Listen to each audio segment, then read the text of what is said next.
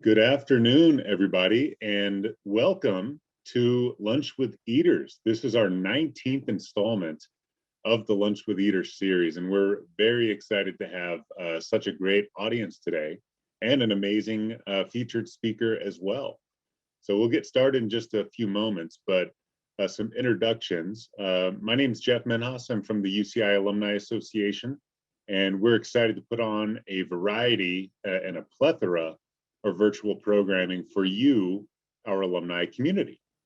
This Lunch with Eaters series is a virtual monthly lunch and learn program, which is designed specifically for the UCI alumni and friends community.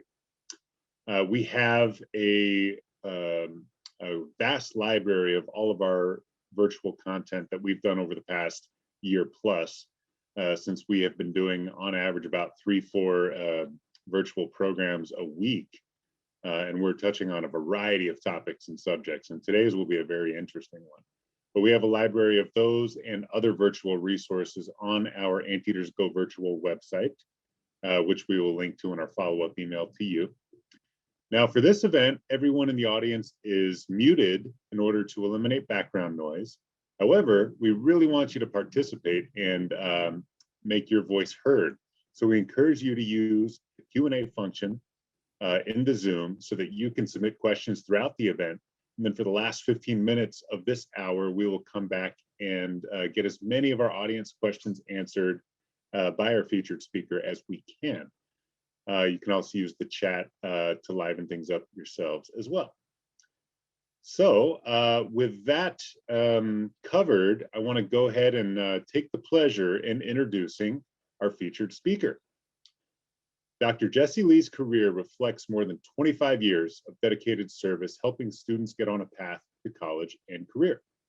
He has been in the California Community College system since 2008 and is currently serving as Dean of the Downtown Campus and School of Business at City College of San Francisco. Geisce enjoys facilitating leadership trainings and professional development workshops because he is passionate about empowering people to live their best life and do their best work. He earned a PhD in higher education administration from the University of Michigan, a master's in education in counselor education from Penn State University, and a bachelor's of arts in social ecology from UC Irvine. Everybody, please join me in giving Geisce a big anteater welcome as he comes on the camera. Hello, Geisce. Hi, everybody. Hi, Jeff.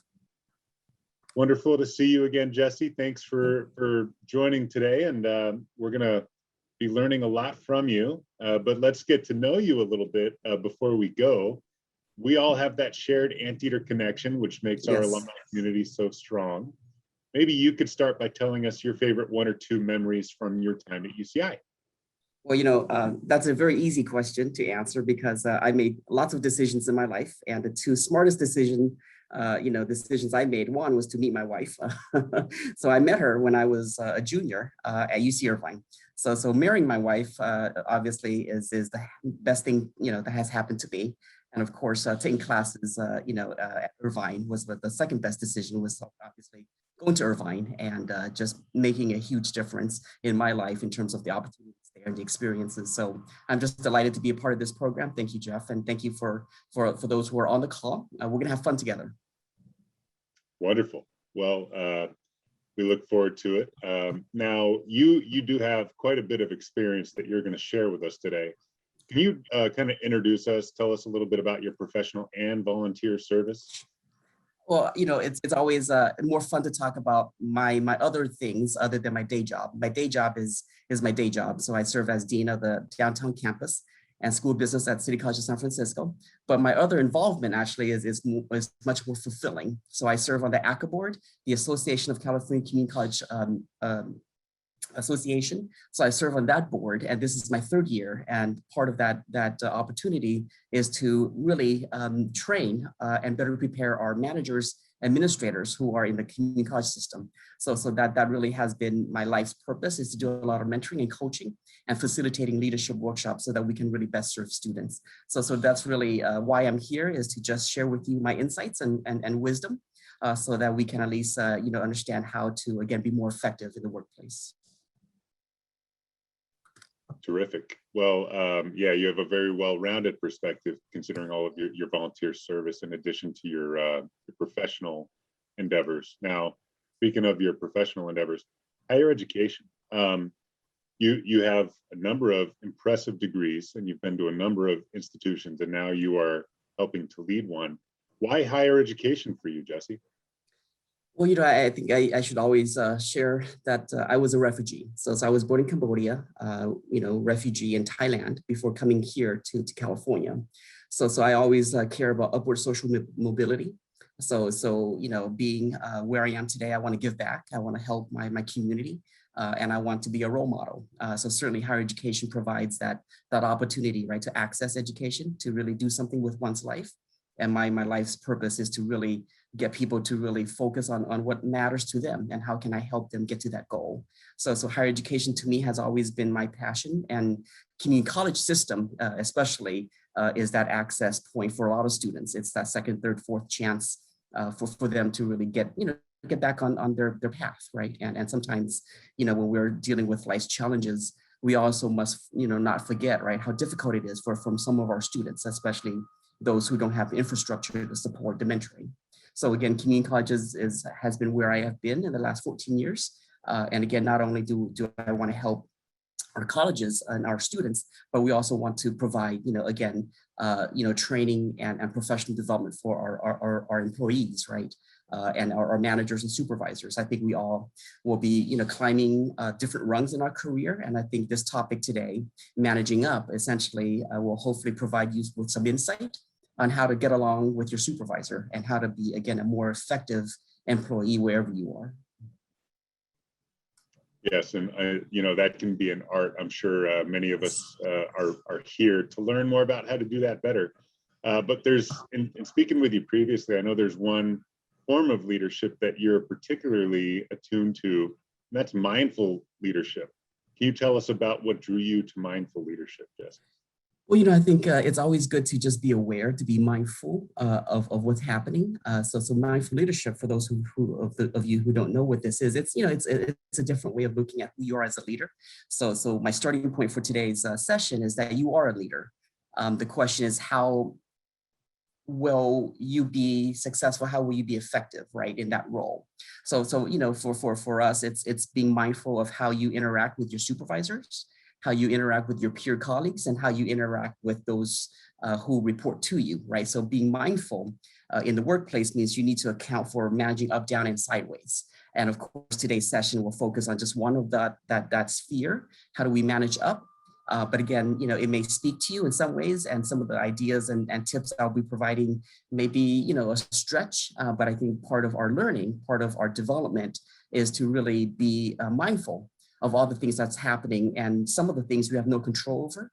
But I think the more important thing is that we're aware of these things so that we can work on being a more effective, a more successful employee, a more effective, person who's making positive change. So I think at the end of the day, it's all about you as a leader, and it's all about you as a change agent. I think that's why we chose Irvine, right? I mean, I got a lot out of going to UCI. I learned a lot from Penn State. I learned a lot from my years at Michigan. And I think, when we come, at the end of the day, what are you doing to better this world, right? So that's really my starting point, is how are we making things better because we exist in that space. We are in that organization. How are we making things better? Yeah, well, that is a really great intro into your content that we're going to get into momentarily. That's got me excited. I'm sure ears are perking up with your kind of holistic perspective there, leadership and managing others around you. And now we'll learn about managing up. But before we do that, we have a quick poll for everyone in the audience. So be sure you pull up your Zoom. Just let us know so we can better understand the audience. How many of you have actively been managing up? Of course, most, if not all of us have, supervisors or whatnot, but actively managing up, actively trying to treat that in with a concerted method. All right, we'll just give another. All right, polls closed. So 79% of you have actively been managing up. Fantastic. So with that in mind, Jesse, why don't you take it away? All right. Well, thank you so much. Let me pull up my PowerPoint. Let me do the share screen here.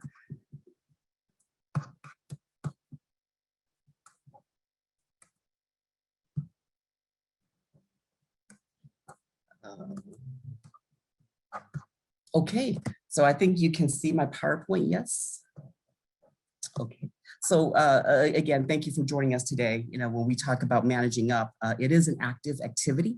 So for the 79% of you all who have responded yes, thank you for managing up, because it's not something that happens. It's something that you need to do. It is something that, again, you need to be aware of, and there are different ways to do it. So in our 30-minute session together, and then of course there's a 15 minutes of Q&A, I'm going to try my best to at least share with you how I have sort of managed up. And certainly I want to, take some of your questions, so feel free to chime in.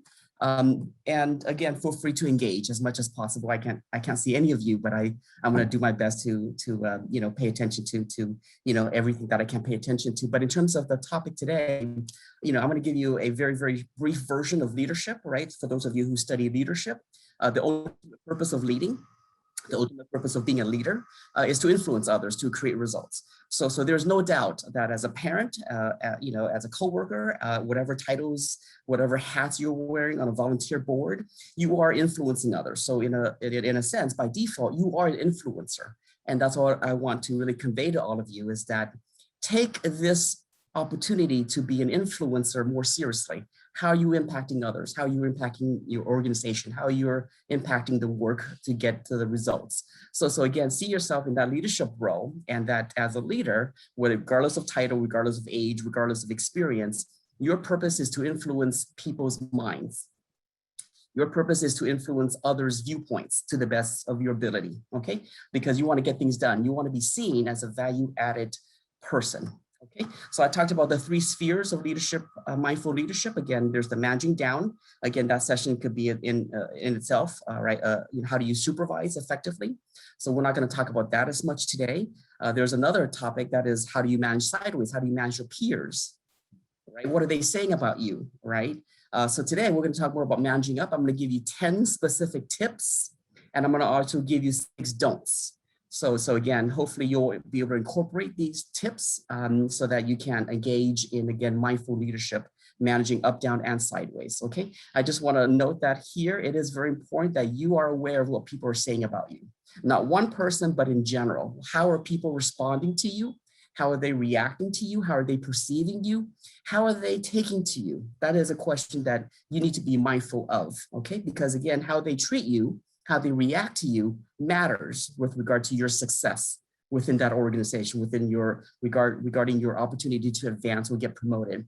The more favorably you're viewed, the more likable you are, the better. So let's start with specific tips. And again, I'm gonna be a little bit candid. I'm gonna be honest based on my 25 years of experience in the work, in higher education. Again, the context is much more so in higher education, but at the same time, I believe you can extrapolate this in any situation. So to manage up, again, to really get your supervisors to like you, to take you seriously, to really see you as a leader within the organization, the most important thing you must do is to demonstrate competence. You got to know how to do your job and do it well. Okay, so again, that's a question that I want to pose to you. How are you doing your job, and how are you being viewed as a competent employee? So you have to demonstrate competence each and every day. Okay, so the worst description is somebody who is just incompetent.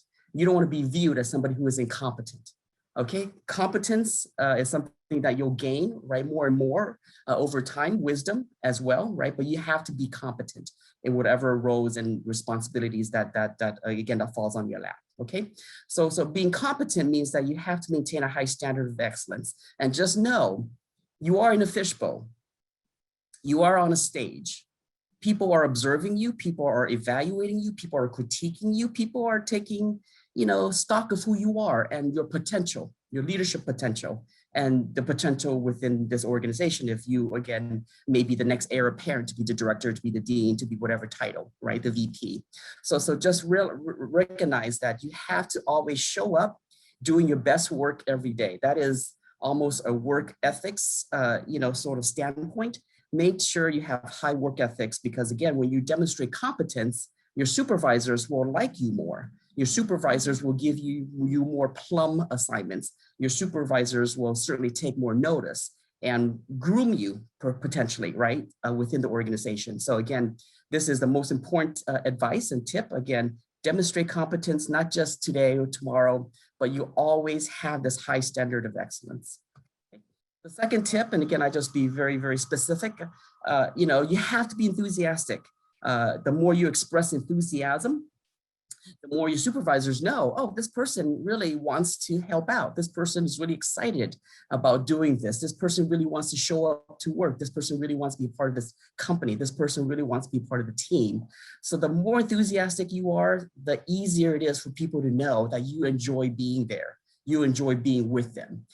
Again, this may be a bit challenging, or perhaps more of a challenge for folks who may be more introverted. But again, enthusiasm needs to be expressed genuinely. Okay, so again, if you enjoy where you are, you love what you're doing, express that, let people know that. And it doesn't have to be outwardly, it doesn't have to be, so loud and vocal. You just got to express enthusiasm in your own ways. Okay, so again, be as enthusiastic as you can be, because again, you show positive energy when you're positive, right? When you are enthusiastic, there is something positive about you. Of course, as you are navigating your career, you always want to be seen, right, as somebody who is also very teachable, who's very curious. Supervisors like that. Supervisors like the fact that you are someone they can teach, you are someone they can groom, you are someone they can turn to, and you're someone that, again, they can rely on. So again, be as teachable, be as much of a sponge as you can, because you don't know everything. I don't know everything. This is my 13th year as a dean. I still don't know everything, but again, I just want to learn as much as I can and be excited about those opportunities. Okay. So the third tip, again, I know I may be going a bit fast, but I do want to cover some of the key points as well later. This is one that I want to spend a bit more time focusing on. As a leader, as an influencer, right, you always want to add value. You always want to be seen as somebody who's making a difference. You want to be seen by your supervisors as somebody who can contribute, who is going the extra mile to make a difference for the company, who's going to make that supervisor look good because you're adding value, you're being supportive, you're being a team player. So these are not buzzwords, these are real. If you're adding value, you will be seen in a very different light. If you're adding value, you will be seen as somebody who really, really, really cares about the organization. And again, this is very evident. I have a colleague who has a nickname of the MIA Dean. He is just missing in action. And again, that's not good, because somebody who is missing in action by default is not really adding value. So that colleague is no longer here. But at the same time, just be careful of how people are, again, seeing you and the value that you're adding, the value that you're contributing to the organization. And you want to add value, not just 4 or 5 times a year, right? Not just when it matters, when it's, performance evaluation period, but you want to add value consistently throughout the year. Okay, so you got to really be upfront about, let me know how I can be of support. Let me know how I can contribute to this project. Let me know how I can assist. Let me know how I can, again, help you, so on and so forth. So be upfront, say that. Let your supervisors know that you want to add value, you want to make a difference, you want to be supportive, okay? Because at the end of the day, it is like a baseball, game, or basketball game, or football game in this case, right? The purpose of a pitcher, right, is to get as many strikeouts as possible. The purpose of a batter is to get on base, right? So the results that you deliver is going to be judged by, again, how have you helped the company? How have you helped the organization? What has been your latest contribution? And you want it to be consistent, right? A pitcher, again, will not get to pitch if the pitcher, can't get strikeouts, right? And a batter is not going to get on base if they can't hit the ball, right? And get to base. So again, just recognize that your contribution really is a matter of how much value you're being able to add each and every day throughout the year consistently, okay? So the next tip, again, I know I'm going a bit fast, but again, I certainly want to take more questions, and I see there's stuff in Q&A. The fourth one is very, very important and is also very, very critical. Again, I don't have a lot of time to talk about leadership. Leadership essentially is about how are you, right, being a leader. And sometimes you have to exhibit it in your own ways. There's cultural ways that we exhibit our leadership, right? But at the end of the day, you have to exhibit leadership. So for your supervisor to see you as the heir apparent, for your supervisor to trust you with a project, to trust that you have enough skills, knowledge, experience for the next position, right? Whatever it is, you have to be seen as one of those people that is that's on the short list, right? And how you might want to go about doing this is to position yourself strategically to be the go-to person. Okay, so by being the go-to person means that you are, I hate to say it, more of the favorite.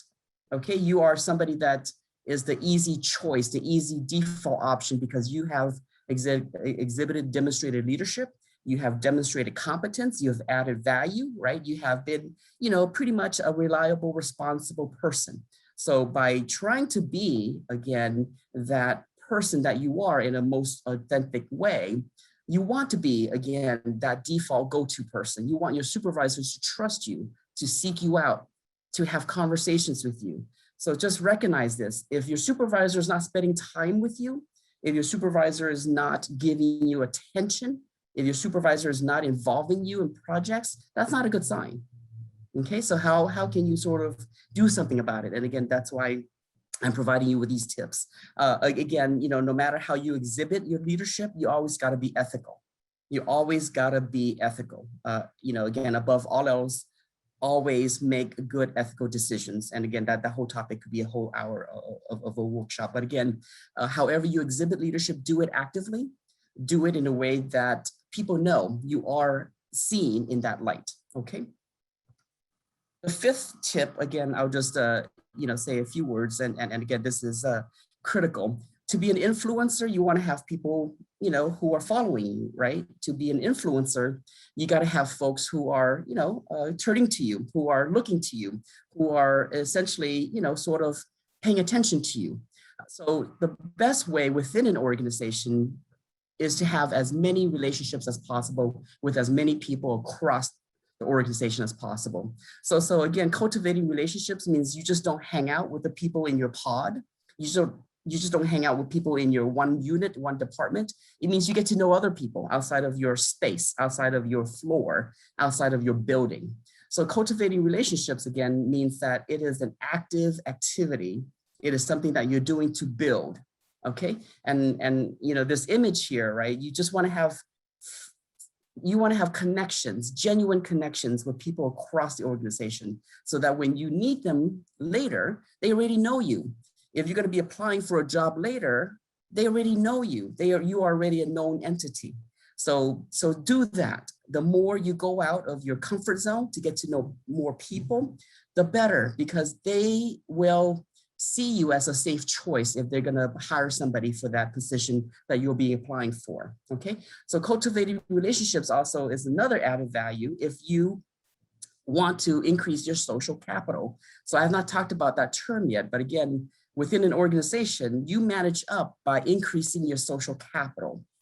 Okay, so again, just treat it as an ATM, right? You want to add more money to your ATM. You want to, again, do what you can to increase your bank account, right?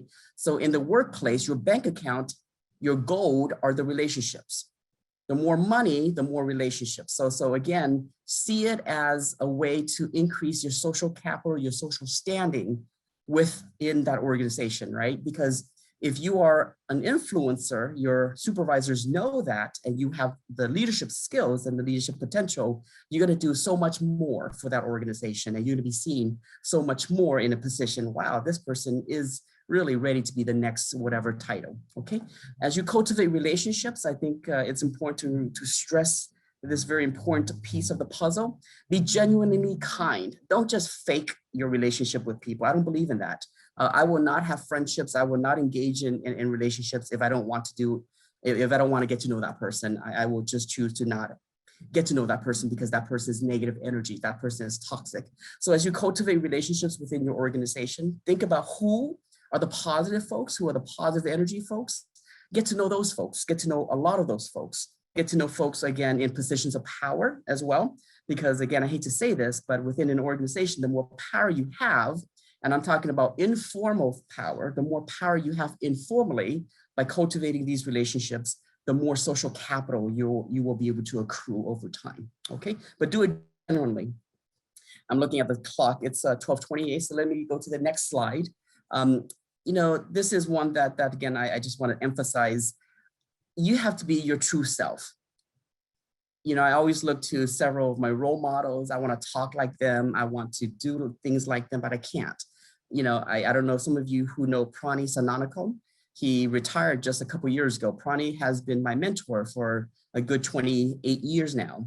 You know, Prani, I just love Prani. He is such a humble man, and he has done so much for the UCI students community, for the diversity initiatives. Prani is just amazing, and he is just so authentic. So for those of you who know who I'm talking about, Prani is just this amazing role model. I can't be like Prani, but I can be like me. I can be Geisce Ly, right? So however you engage with people, however you engage with your supervisors, engage in the most authentic way possible. And of course, be humble. You know, I mean, sometimes you want to show your supervisor, I know all these things, but at the end of the day, your supervisors don't care how much you know, right? Your supervisor wants to know how much you care first. And that's the case with people as well, right? People don't care how smart you are. People want to know that you're a decent human being, okay? That you're a kind person, that you're a humble leader, that you are truly authentically in your space, showing up to work, right? You know, again, there's this thing about learning. We're always learning. You know, again, I shared that this is my 13th year as a dean. I thought I know a lot of things, but I don't know a lot of things. And that's the thing about being in this space, is that I'm always learning.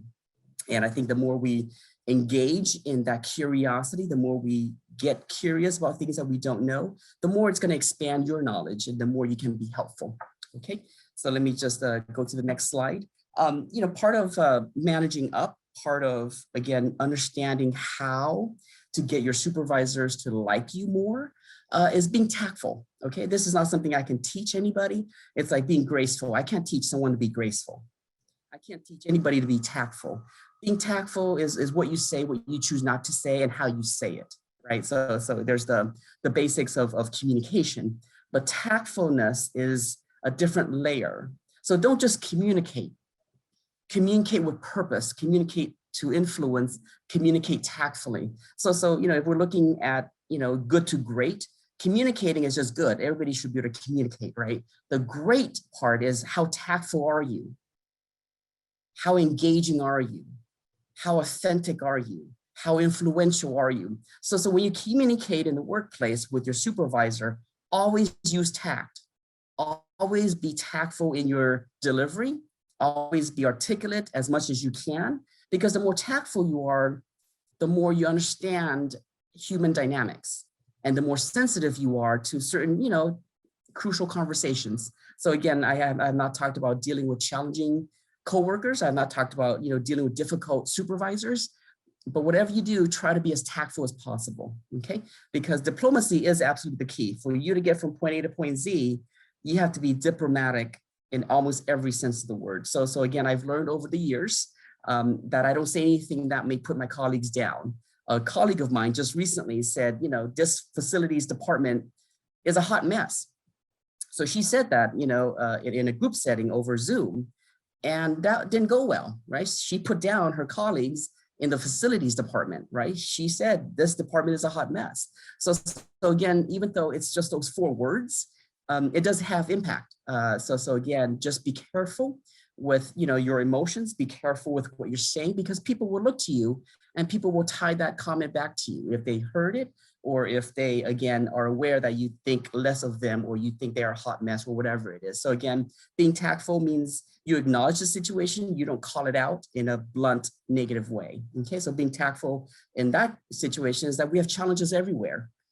Facilities is grappling with how to deal with those challenges. That is a much more tactful way than saying, right, facilities is a hot mess. So again, I just wanted to emphasize that being a mindful leader means you got to use diplomacy again as a very important tool to being effective. Okay. Let me move on to the next tip. Again, I certainly want to get to what you don't want to do as well. So tip number 8, try to do your best. Again, I don't want to sound like I'm preaching. Try to do your best to understand your supervisor's perspective, okay? Because they may be dealing with a different level of stress. They may have so much more information, so much more intel that you're not aware of. So to the extent that you can, put yourself in their shoes. And sometimes you can't, and sometimes it's impossible because that supervisor is just so unpredictable, right? But whatever you can, try to see things from their perspectives. Try to understand their point of views, try to understand what decisions they're grappling with, and try to anticipate what they're going to be doing. So part of being a mindful leader, part of trying to climb your, in terms of climb the career ladder, is to understand what it's like to be a vice president, what it's like to be a president, what it's like to be XYZ. So wherever you are, don't just put yourself in the center of everything, right? Depending on your business, depending on what you do, don't put yourself in the center.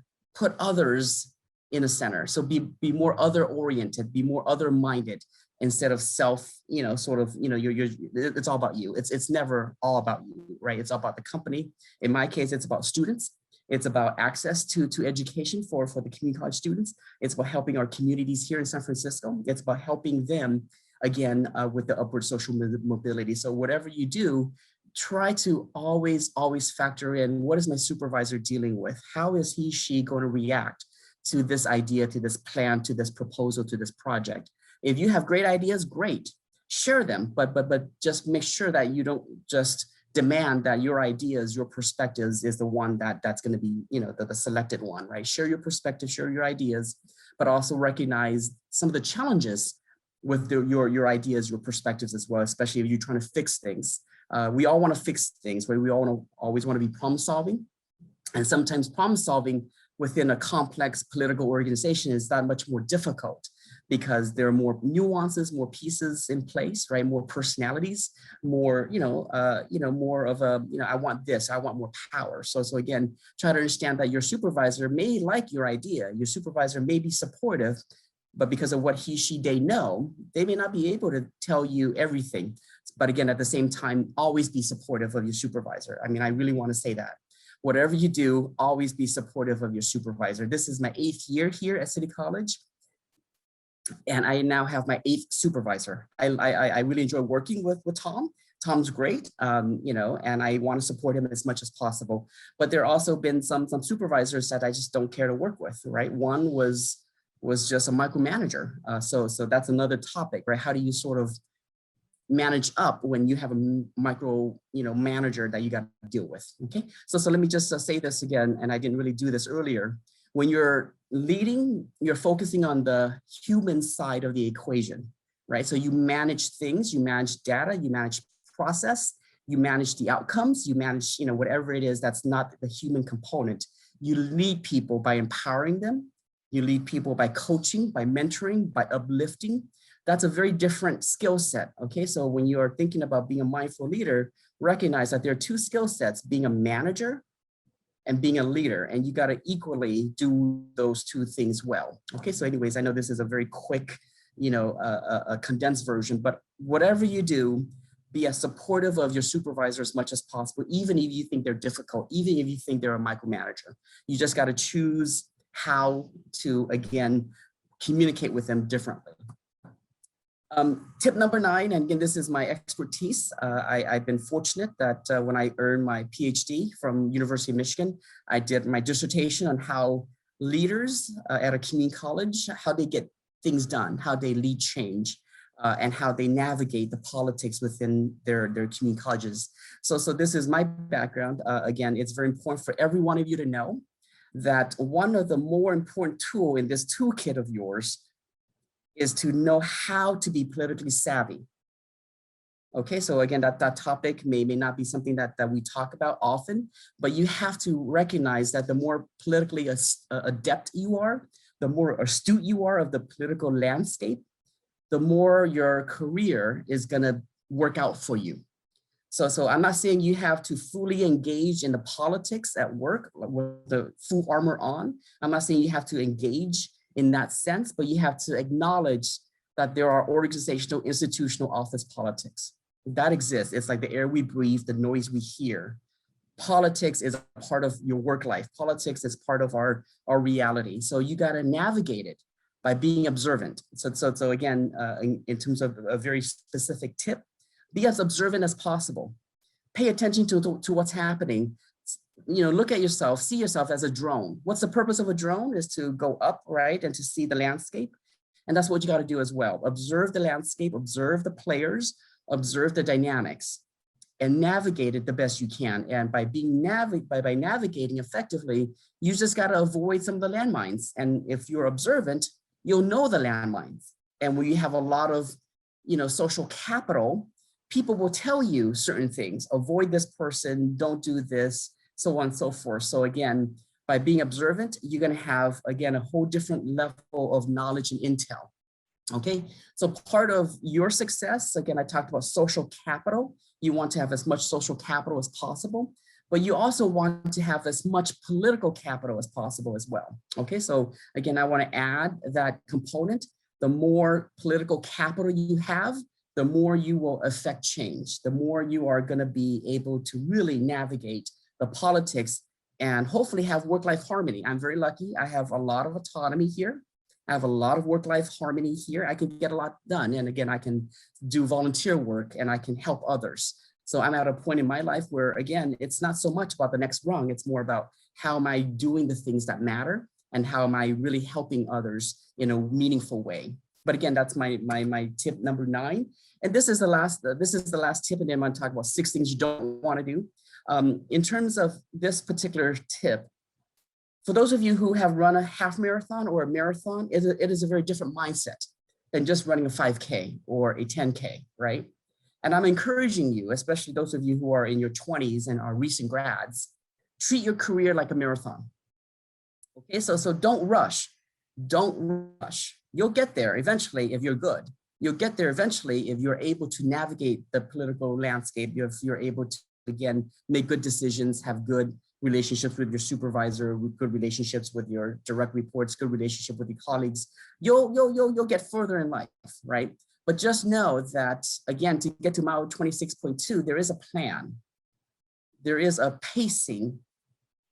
There is a, sort of an approach to treating a marathon when you know you're running a marathon. And I'm encouraging you to treat your career like a marathon, right? Don't just say, I want to be a president when I'm 40. That was me 15 years ago. I want to be a college president by 40.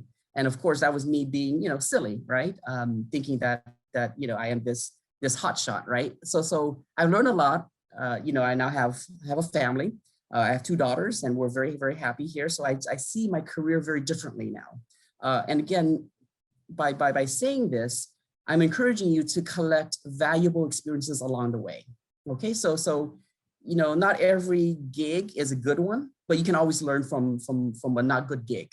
Okay, you can always do something, right? When something doesn't work out, you can always learn something, gain the wisdom, but do what you can to mindfully collect valuable experiences. Some people collect pet rocks, right? Some people collect random items, random things, right? I collect quotes. I have thousands of quotes in my collection. So I'm encouraging you to collect valuable experiences along the way, because the more you have, the more toolkit you have, the more wisdom you'll gain, and the more prepared you are to take on that next role, that next rung, right? And again, just know that there are a lot of decisions along the way that may shortchange, may upend what you see yourself as a successful career, in whatever company, right? So for me, I have 2 more rungs to go, a VP rung and a president rung. So why do I want to get there now when I know I can enjoy time with my daughters and really just sort of enjoy life? Because at this point during the pandemic, everything has been changed. And I think we now know what's more important for us now. And I think it's important that you see yourself again and you treat your career from a different perspective, right? For those of you who are eager to get going, just know that it just doesn't happen that way. We read stories of how this 40-year-old is the new president of this, where this, person has made millions and so on and so forth. It's tempting to compare yourself to somebody else, right? It's tempting to compare yourself to a friend who perhaps, may have more material things. But again, don't do that. I would really encourage you to not do any comparison and practice some patience, and practice the fact that you'll get there, but there's hard work that you need to put into it, but don't try to rush it, because then again, you may be missing out on a lot of other good things. So let me just take the next few minutes, and I know that it's winding down. These are the things you don't want to do. Again, I know it's not shocking to you just to hear these things, but again, try not to whine too much. It's okay to whine to your spouse. It's okay to whine to your partner outside the workplace, but do not be perceived, do not be known as a whiner. It's just not good for your career, especially if your supervisor sees you as a whiner. It's just not good in terms of how you are being viewed as an value-added employee, okay? Here's another simple one. Don't be petty and difficult. Again, get along with everybody, get along with your supervisor. Just overlook the petty things. Don't engage in petty things. And just don't be seen as just a difficult person. I know that sometimes we can easily point out who's difficult in your workspace. You just don't want to be that person, okay? Again, this is another one. Just don't make excuses after excuses. It's, sometimes things happen, right? We're stuck in traffic. Things happen, we can't do X, Y, and Z. But again, just avoid excuses after excuses. It just becomes, something that's not in your favor. I think you already know this. Don't embarrass your boss. Don't embarrass your boss, period. Whatever you do, make your supervisor look good, and do everything you can to be that supportive person to make them look good. Okay? Another one is don't speak ill of your supervisor. You never know when you may need he, she, they as your reference. And they do call references. If you don't put your current supervisor down or previous supervisor down, they will still find a way to get a hold of somebody who can speak, speak about you. So just try not to speak ill of anybody, especially your supervisor. And this last point here, again, it's a hard one, but at the same time, don't be perceived as a potential threat. So if you want to be a vice president, and your vice president knows you want to be in that role, just be careful, again, because you could be seen as a threat. You could be seen or be perceived as a potential, person that could, put them in a vulnerable situation. So whatever you do, be nice, be kind, and just be authentic, right? However you show up in the workplace. And these are just some of the things that you try to, again, be mindful of so that you don't put yourself in a situation where you might regret later. So I think it is 12:45. I know I said a lot, so I will now quiet. Jesse, no, that's fantastic. And you covered so many points in that time. So wonderful job, an efficient job, I thought, summarizing all these key points, starting back from a really poignant one. I mean, what is leadership? I mean, the ultimate purpose of leading is to influence others to create results. Absolutely. And everything that came after that certainly served that purpose. Now, it's also a good time for me. I don't know if I said this at the top, but this event is being recorded, and you can come back and re-reference Jesse's tips afterwards. We're going to send a link to the recording when it's ready in the future. So with that in mind, Jesse, we do have a number of really great questions. So I'll get to one. We actually had this question kind of asked twice. Ashley Whitehead has been submitting a lot of great questions. What happens when you do all of these tips that you followed and you just keep getting exploited as opposed to acknowledged? And then Olga Sanchez put it another way. What happens when you demonstrated high standards and a strong work ethic, yet all you receive is additional projects, especially things that others can't finish? So what if you're not appreciated for these things? Ashley, and again, everybody who have entered a question, it's a complicated question, right? But in terms of do my best to answer that question, being exploited is very, very, very different. Being abused, being used and abused, exploited is very, very different. You don't feel good. Okay, so that's how I know that I'm not in a good space if I'm being used and abused. So the question for you is it time to move on? And that's something I didn't talk about, right? Is it time to move on from that organization? Is it time to leave that company? Is it time to start a new chapter? Is it time to look at a new landscape, right? So again, this is a very personal question. You may have anchors, you may have commitments, you may not be able to move, uproot your family. Again, my wife and I, we decided we're not going to leave, the Bay Area. This is where we're going to be, even though our families are SoCal. So again, the next question, of course, is how much are you tolerating?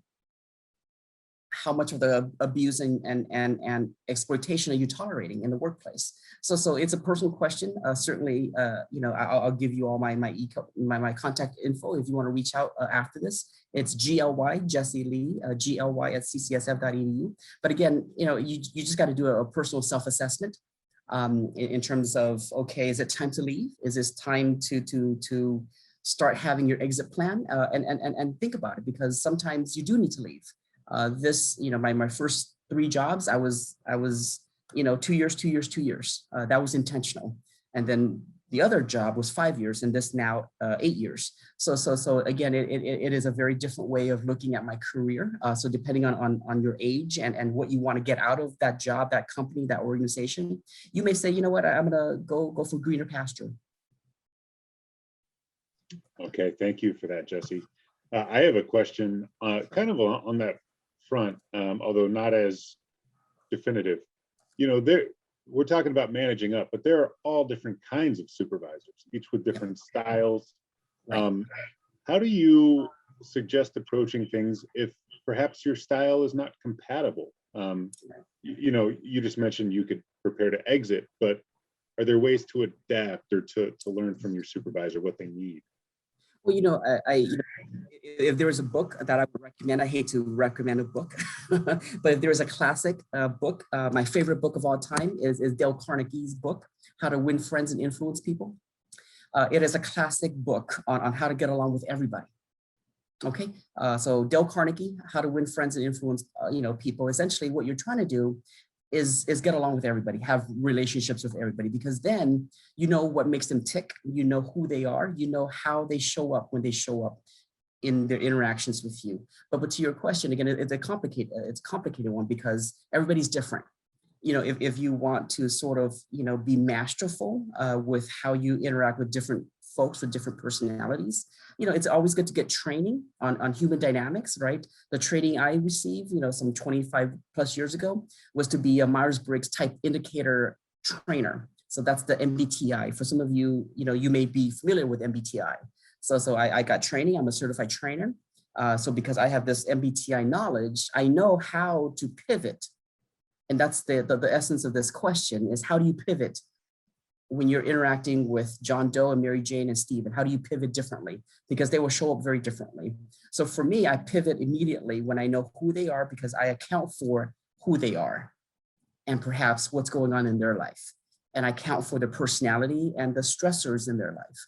So the best answer is pivot, adapt, and speak their language. That's the short answer. Because when you speak their language, there's something about being able to make that personal connection. Okay. Mm-hmm. Okay, great. Thank you, Geisce. Ashley asks another fantastic question. One of your don't do's was whining. Don't whine, yes, quote unquote.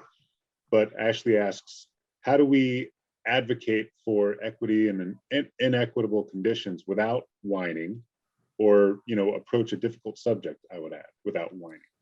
Yeah, people's whining come across differently, right? I personally, I don't see somebody's advocacy as whining. I don't view that. So my question to Ashley and to others is, when you're advocating for something because you believe in that, because you are passionate about that, right? Instead of coming across and viewing it as a whining, view yourself as a social justice advocate, right? You are advocating, you're championing, you are facilitating, uplifting the work that needs to be done within your organization. And you're trying to get as many people, right, on your bandwagon. So just know this, you can't get a whole lot done by yourself. You need people, you need others, you need teammates, you need, again, your peers, right? You need your supervisors to support you. So the best way to really get a lot done and to be seen as a value-added person is when you have a lot of the social political capital. Because now at CCSF, if I want to do something, I can easily throw an idea to however many people, and then I can pitch it a month later. So it's the art of planting seeds, and I didn't get to talk about that, but there's something about planting seeds and let it germinate, let it be kicked around, float that balloon so that you can bring it up a month later and people have already heard about that idea. And guess what? People would love that idea, right? So it's the timing factor. It's like playing Scrabble, right? It's like playing chess. You got to be, and you got to anticipate and strategize and recognize the art of timing. Again, we didn't get to talk about the art of timing, but that's something that is very real. You just can't rush it at your pace. Right. So here's another angle to this, a question from Chelsea on. How would you manage up if your supervisor is the one who's missing in action? Yes, believe me, I I had such a supervisor. She was definitely the MIA vice chancellor. The most important thing, and know this, is that MIA supervisor will not last. It's a matter of time before that person is out. So you can play that waiting game. Certainly, you can acknowledge that this person has been MIA, but again, do what you can to not say that, right? To do what you can to not add more fuel. If it's a common knowledge, people all know that. So the best you can is to just work with that supervisor for whatever duration you need to work with that supervisor, and have that safe space from that person. Because if that person's going down, you don't want to be seen as a close associate. You don't want to be seen as a loyal, somebody, because then if that person's going down, you may be next. So there's politics at play. Again, you just got to recognize the politics. But again, in most cases, managers, if they're MIA, most managers will not have a long shelf life. That's a fact. Yeah, that's a very honest perspective.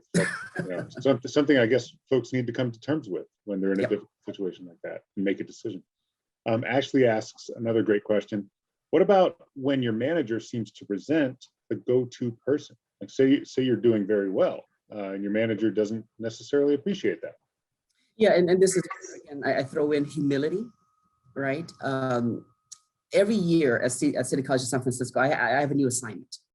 So this is my 8th year. I have lots of assignments because I have been the jack of all trades. I've been that Swiss Army knife. So I'm very humble about it. And I don't gloat. I don't make it known. When I was voluntold to chair, our enrollment management committee, I stepped up to chair our enrollment management committee that is usually chaired by a vice chancellor. Okay. When I was asked to be the director of our Office of Professional Development, I stepped in, even though I had 2 other hats. So you do it because you want that experience. I talked about collecting valuable experiences. Okay.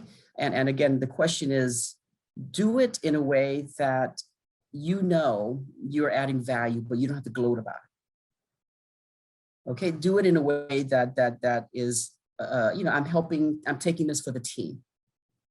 So it's a very different way to react to one of those assignments. And if you're the go-to person, that's great. People know that. Don't feel like you have to tell more people about it. I don't need to ever raise my hand. I just get those assignments whenever they come to me. Yeah, great. So a question here from David Lim is a little more specific. What are the subtleties and changes of communication styles that you may want to use with your supervisor versus your peers and direct reports? Yeah, so the subtlety, again, this could be a whole hour on crucial conversations, right? How do you sort of be tactful? So what I would recommend is always float ideas. So how you float ideas is very different than how you make a statement about ideas. So for example, Tom, what do you think about this idea? Because it will definitely help our veteran students. You see how I just posed that idea? What do you think, Tom, about this idea to help our veteran students? Lisa, what do you think about this idea to help recapture the students we've lost?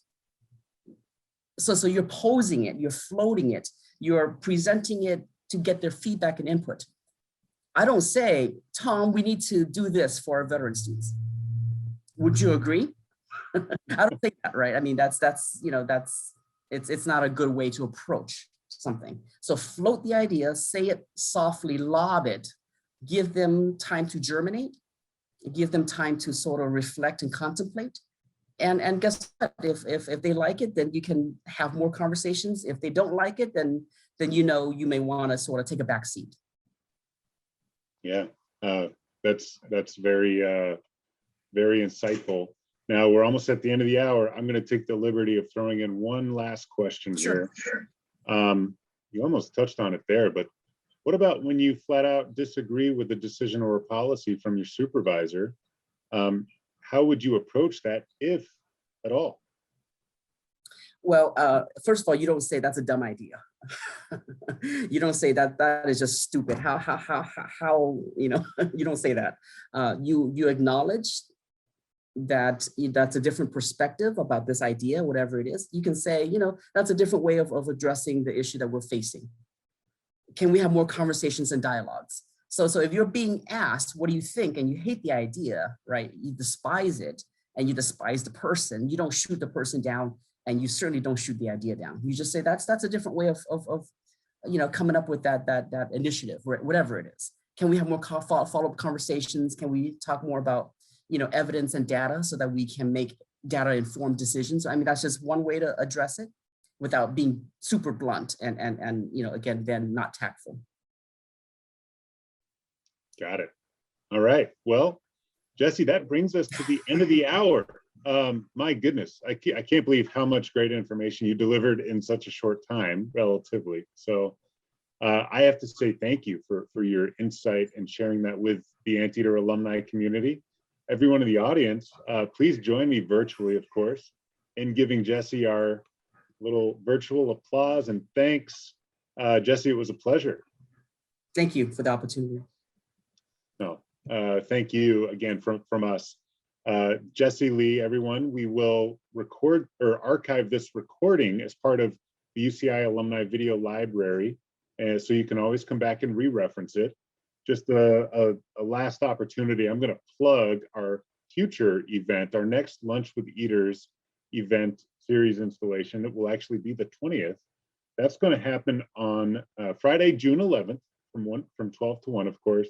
We're going to be covering intellectual property and the patent world, featuring Puya Agahi on that Friday, June 11th. So hopefully you'll be able to join us then.